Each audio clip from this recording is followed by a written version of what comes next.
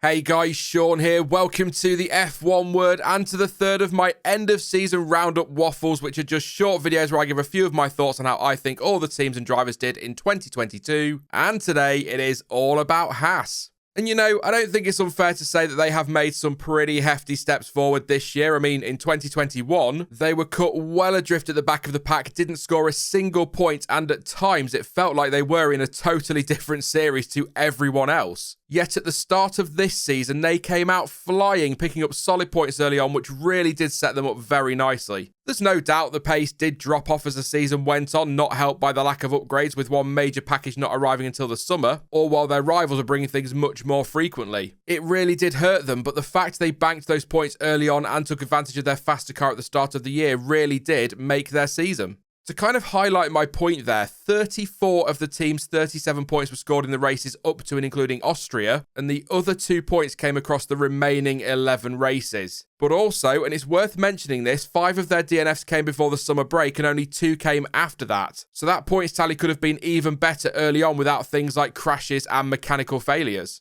Kevin Magnussen was the surprise signing ahead of testing, and with so little time to prepare, I don't think many people were expecting too much initially. After all, he just had a year out, and so it was totally reasonable to expect him to take a little bit of time to get up to speed. But no, in his first race back, K-Mag qualified 7th and finished the race in 5th place. What a return. And that was followed by a 9th place finish in Saudi Arabia. Again, what a return. In fact, he went on to score 3 more times, 5 if we include the sprints ahead of the French Grand Prix. Sadly, though, a lack of updates, some, let's say, frustrating black and orange flag decisions from the stewards, and some reliability issues, as well as the odd mistake in the case of Brazil being wiped out, meant he only scored once more in the main races and once in the final sprint before the end of the season. Great start, bit of a disappointing finish. His averages are okay though, with an average qualifying position of 12.4 and race position of 13.2, with a best finish for the season of P5. He also comfortably had the better of his teammates in qualifying. And on the subject of Saturdays, a massive high point for K-Mag's season had to be that first ever pole position which he took at Interlagos. Okay, fine, the late red flag and downpour helped him out, but the fact of the matter is he went out on track at the same time as everyone else at the start of Q3 and delivered the lap he needed for P1. You cannot take anything away from him there. Such a great feel-good underdog story.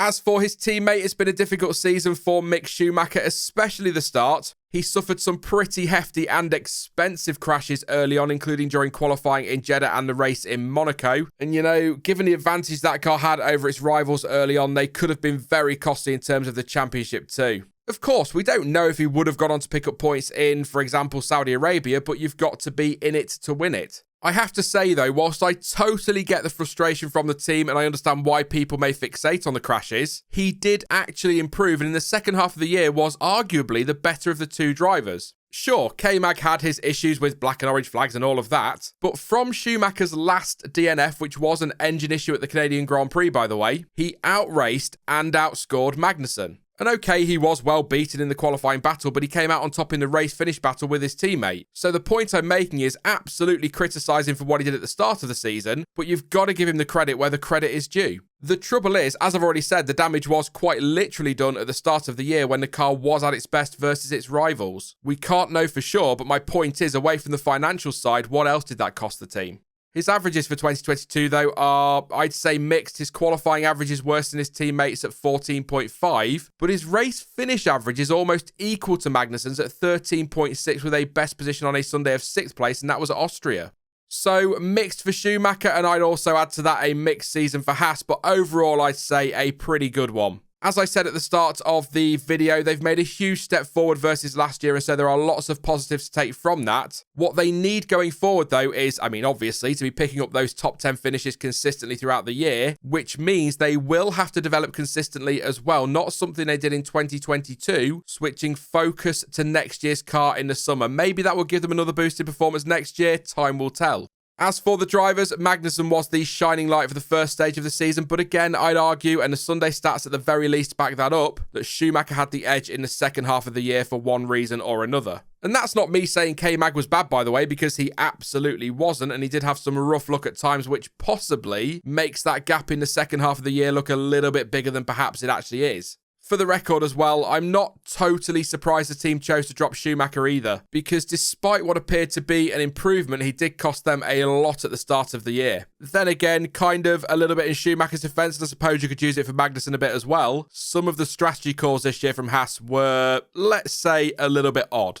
But overall, a solid step for Haas in the right direction, and hopefully they'll continue that trend in 2023. And hopefully for their sake as well, their decision to go with Nico Hülkenberg does give them the safe pair of hands they've been looking for, and with it, some consistent top 10 finishes for both drivers. That is it then for this end of season ramble, but you can let me know how you think Haas got on in 2022 in the comments section down below. Now, I will be back soon with another video, but in the meantime, if you did enjoy this one, then please do leave a like, as it really does help to give the channel a little bit of a boost, and don't forget to subscribe so you don't miss out on any future videos. But as ever, thank you for watching. I've been Sean, this has been the F1 Word, and until next time, goodbye.